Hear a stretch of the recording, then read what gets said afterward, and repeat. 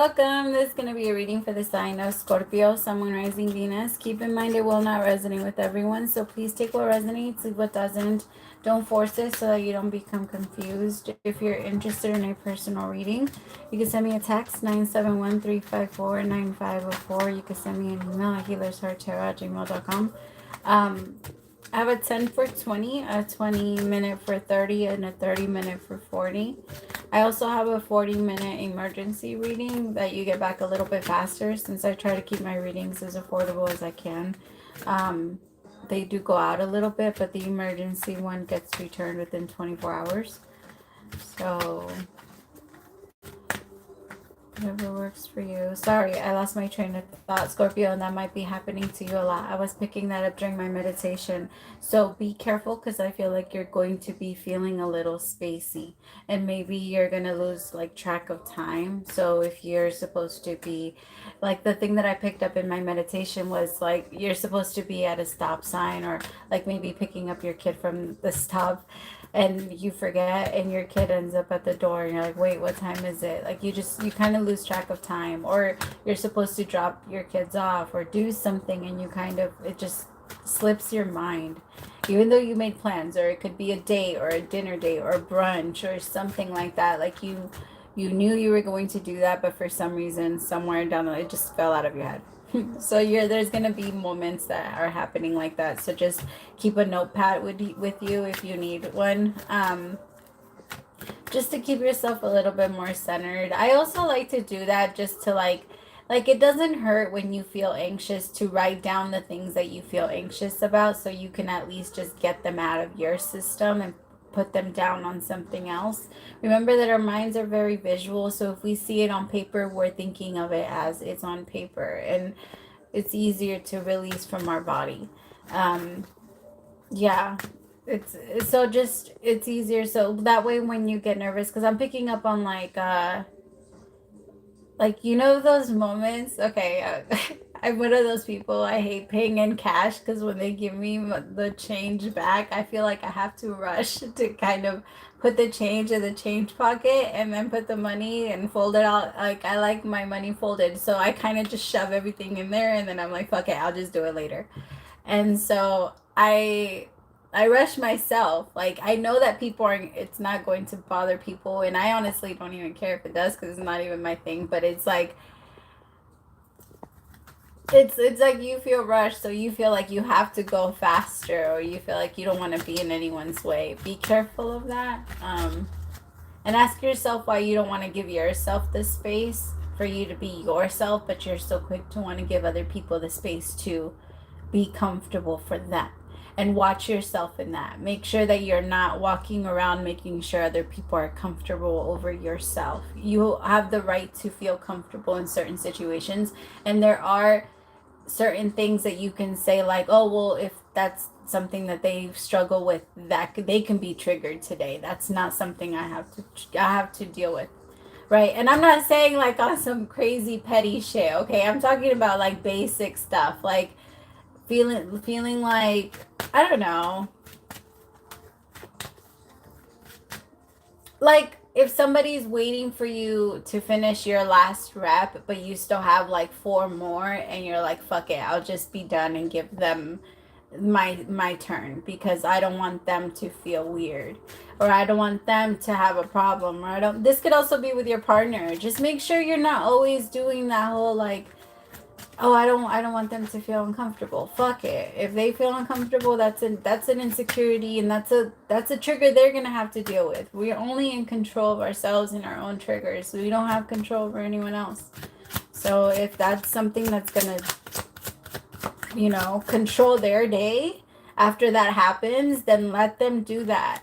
Don't let it control yours because you didn't let yourself, or you felt weird about shifting it out. I just feel you in your head a lot, and also second guessing yourself. You might also, I don't know if you smoke a lot of weed, but it could be that you're smoking a lot of weed before you enter certain places and you might be feeling a little uncomfortable. Like, or you like, you know when you get really high before you order food? Yeah, that energy. High off weed. I'm sorry, I should be clear on that because nowadays you never know.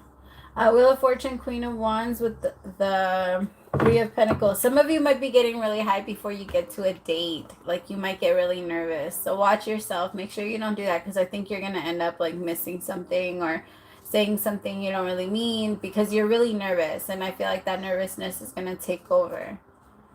And if it's not high off weed, it could just be high off life, where you're just kind of like blabbing a lot and you're really nervous and saying a lot of things that you don't really mean. So catch yourself. And, you know, before you enter any situation, it's always good to center your own energy and make sure you're not scattered. Even if you're thinking about all of those things at once, pause for like 30 seconds and just count to yourself. Count from 1 to 30. And I promise you that by the time you get to 30, your mind will be a little bit more clear and you won't be feeling so stuck and so in between so many options, and like feeling like you're going to go in this direction and no, I'm going to go in this direction, and then I'm heading in this direction, right? There's just, it's a lot that we carry with us when we go into new situations. So it's always good to kind of leave it outside.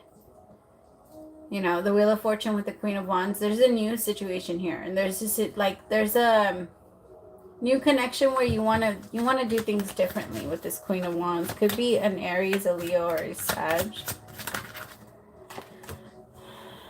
With the Knight of Pentacles, Seven of Wands, the Moon, the Hierophant with the Nine of Wands. Wow, you really do not trust this person. There's someone you don't trust. As much as you care about them, I feel like there's a part of you that feels like you guys might be using each other, so it's okay. Like, both of you might feel like you're using each other for some type of comfort.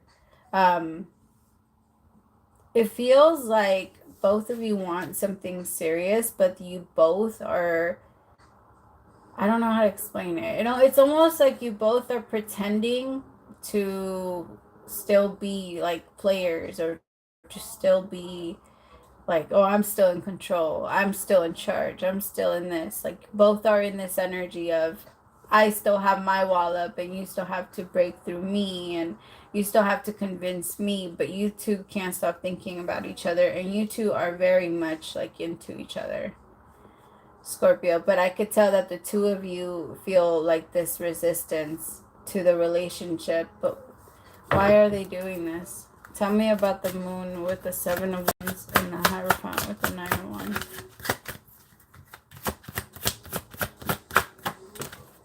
Ace of Swords in reverse. Okay, Scorpio, there might be a relationship that you might have to kind of break down a little bit and rebuild back up.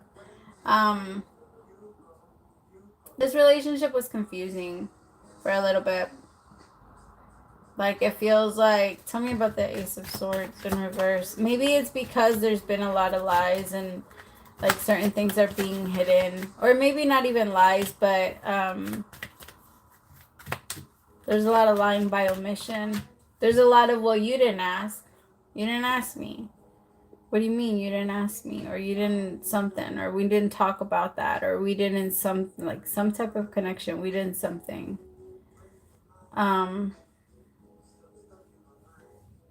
Six of Cups with the Ace of Swords in reverse.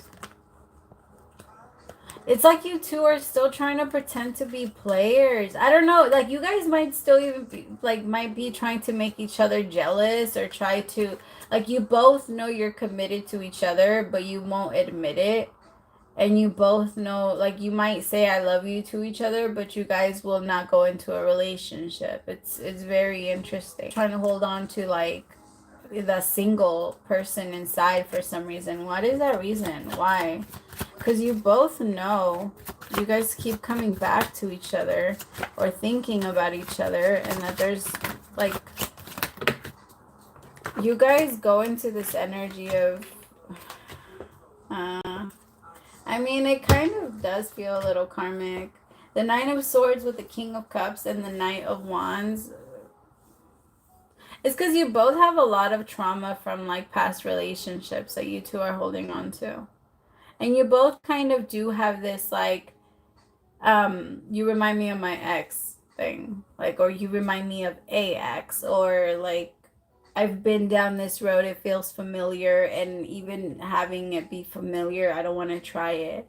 But that might be your test. You might not need to try this. Like, you two are you guys do have a lot of things in common, but at the same time, you two are very different. And I feel like the connection is causing too much anxiety for you two to really feel like you guys are going to get to a comfortable place, because you two is like, you want each other, but you don't trust each other. There's no trust there. And until the trust grows between the two of you, then it's going to be almost next to impossible for the two of you to actually feel safe with each other. And until you feel safe, it's going to be a war. It's going to be, I'm a player. It's for me. It's all like, not even in that way, right? Because again, you two are naturally committed to each other. So you two are there for each other already. You two are already doing what you don't want to do. But you guys aren't looking at that part, but it does feel like like you just don't want to admit it. Like, I don't want to be the weak one in this. I don't want to be the one to lose. I don't want to be the this. And then unless you two are able to put that down, then the relationship isn't going to go anywhere, and it's just going to fade away. If I'm being honest, it's just going to keep fading, because this pride can't stay here. Like, if you guys are going to move into love, pride doesn't belong in love. Like, that energy doesn't, it's not there. Like, it's, well, at least it's not the energy of I'm right, you're wrong. That's not love. That's that's war. That's war. And remind yourself of that. If you're trying to make somebody the bad guy, then yeah. Like, it's not anybody in a relationship. Is very rare that you have to even put those labels on someone, or even, because once you start to add those labels, then it starts to confuse everything. Because when you say, well, that what they did was bad, then your body's response to bad is, oh, then that means that you should feel a bad, like something, this is negative. So negative means anxiety. Negative means, okay, well, we need to get away from this. And the more you attach yourself to what you believe is negative, the more your body will make you sick so that you can get away from it. Your body knows what to do. It's kind of like when we eat something that's bad for us. It doesn't take long for your body to let you know, yo, you fucked up and you ate something you shouldn't have eaten. Like, you had some bad something, right? And we're gonna get it out of your body, and it gets it out of your body. It doesn't give a fuck. Same thing.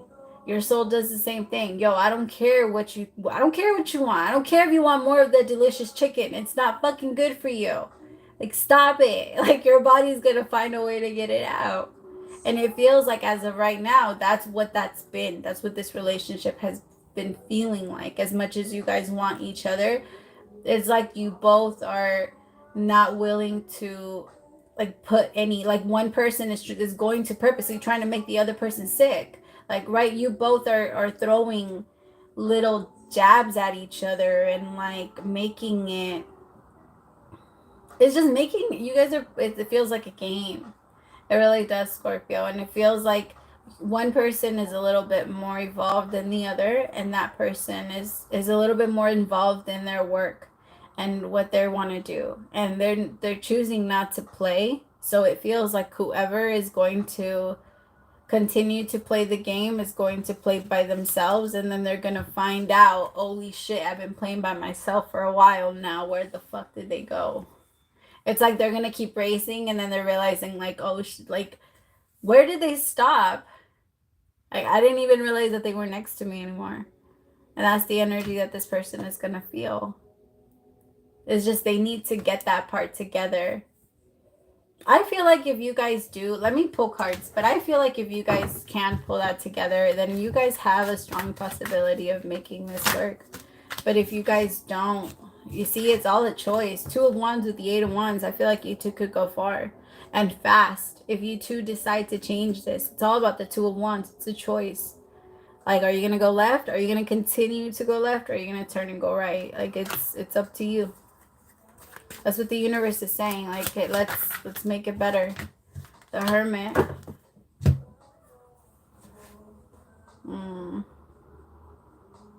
Yeah, someone needs to grow up, and I think the universe is trying to help this person grow up, because it's a reality check, like a strong reality check.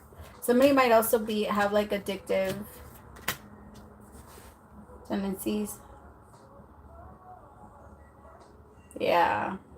Someone's getting really triggered. All right, my loves, I love you guys so much. Praise to the Most High for allowing me to be your messenger. I hope that this helped. Let me know if it did. I always love to know. We'll talk soon. Bye.